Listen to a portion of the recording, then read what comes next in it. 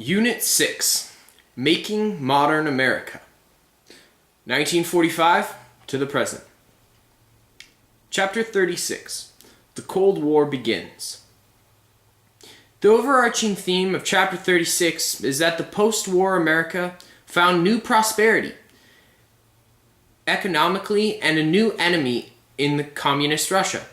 Opposition to communism would dominate foreign policy for over 40 years. There are four things that you have to remember for this chapter. Number one, the production of boom in World War II jolted America out of the Great Depression. With other nations torn up by war, America enjoyed an economic dominance for 3 decades following World War II. Number two, the policy of containment, or not letting communism spread, was the basis of the Truman Doctrine. This policy drove foreign policy until communism fell in 1989. Number three, with the Marshall Plan, the U.S. gave billions of dollars to rebuild Western Europe. The Marshall Plan, NATO, and the USSR and the U.S. chose opposite sides of the fence. Number four, when North Korea invaded South Korea, the policy of containment was challenged. The U.S. entered the Korean War and to uphold the Truman Doctrine. Number 37, the Eisenhower era. The overarching theme of this chapter is how the 1950s entered the period of conformity where the middle-class America largely shared the same ideals, and to do differently was a major no-no. There were four things that you have to remember about this chapter. Number one, Americans enjoyed their new prosperity and brought up loads of consumer items to go along with the new homes. The baby boom had also begun. Number two, McCarthyism played off of and added to America's fears of communism. Number three, black-white segregation in the South became rigid. But the foundation of civil rights movement was laid with events such as Brown versus Board of Education and the Montgomery bus boycott.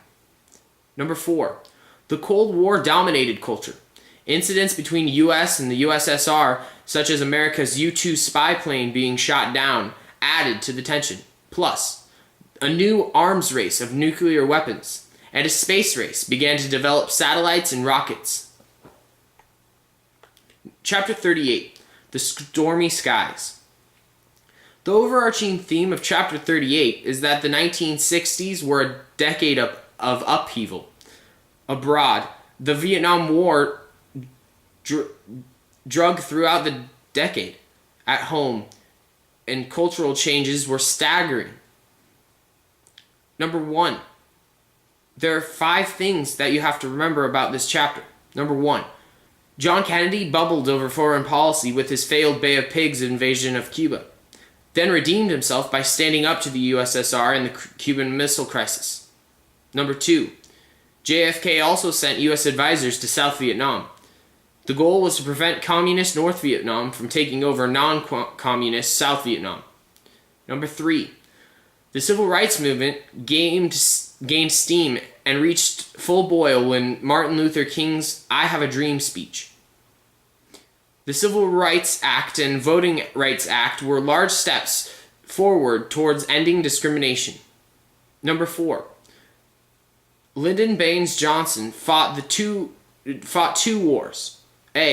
One at home. He started the Great Society in an attempt to make America a place that everyone had dreamt it would be. And 2, he significantly escalated the U.S. presence in Vietnam after the Tonkin Gulf incident. Number 5, culturally, young people rebelled against conformity of the 50s, and in the 60s, the norm for many was to not follow the norm. This was seen mostly in the hippies, the music, and the drug use, and the idea of questioning authority. Chapter 39, The Stalemated 70s. The overarching theme for Chapter 39 was that America's post-war economic prosperity began to take a sharp slide downward. Number 1. The economy began to slow.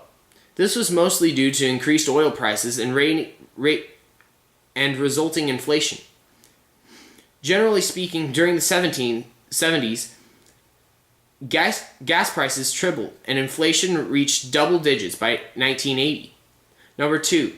Nixon was brought down by the Watergate scandal.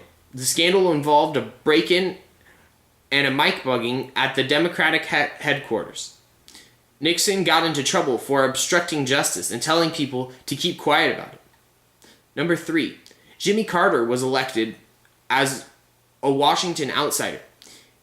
He struggled as a president with the economy, which took a nosedive, and the foreign affairs, as he was unable to deal with the U.S. hostages taken in Iran.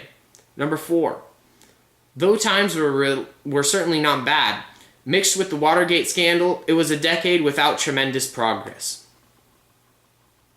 Chapter 40. The Resurgence of Conservatism. The overarching theme for Chapter 40 is that Ronald Reagan returned America to more traditional policies and values. There are 4 things that you have to remember about this chapter. Number 1. Conservatism emerged through Reagan, who supported tax cuts, supply-side economics that helped business, and strengthening of the military. The national debt increased dramatically, largely due to increased military spending. Number 2. Reagan took a strong stance against communism, calling the USSR an evil empire. Number 3. When Mikhail Gorbachev became the leader of Soviet Union, tensions began to soften. Gorbachev's actions in the USSR would eventually lead to communism's fall in 1989. Number 4. In 1991, Iraq invaded Kuwait.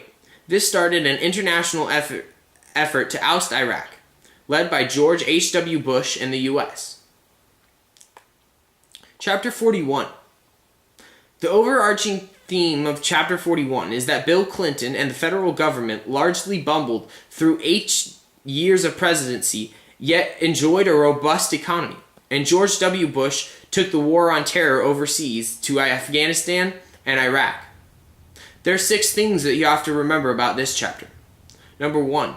Entering the White House in 1992, Clinton came with a desire to make several liberal reforms, such as gays in the military and universal government-sponsored healthcare.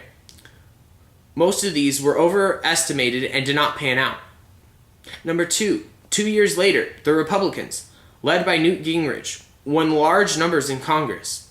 Then they also overestimated the call for change. Number 3.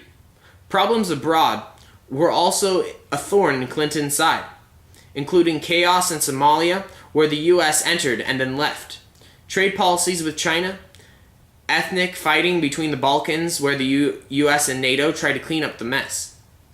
Number 4. The 2000 election between George W. Bush and Al Gore was the closest in history and likely the most controversial.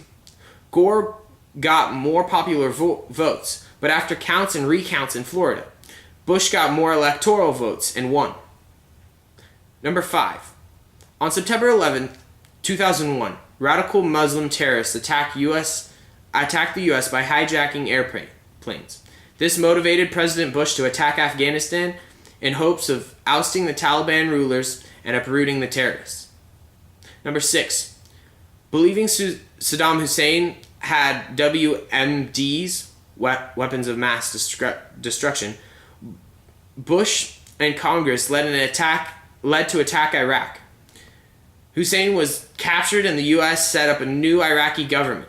Chaos in the streets remained, however, and the rest of the story is still being written. Chapter 42. The overarching theme of Chapter 42 is that America faces new challenges in the future. There are 5 things that you have to remember for this chapter. 1. The high-tech sector has revolutionized modern nation. Personal computers are the norm and internet became a boom. A handful of tech firms and founders became instant billionaires. Number 2. The rich-poor gap widened as the wealthy got wealthier during the Reagan-Bush-Clinton years. The rich got richer, and they paid an increasing percentage of total taxes. Number 3, women broke into many places formerly reserved for men. This is true for both jobs, but also for colleges, such as Ivy League schools and military schools. Number 4, family makeup began to change dramatically as divorce rates increased sharply. Births to unmarried women also increased dramatically.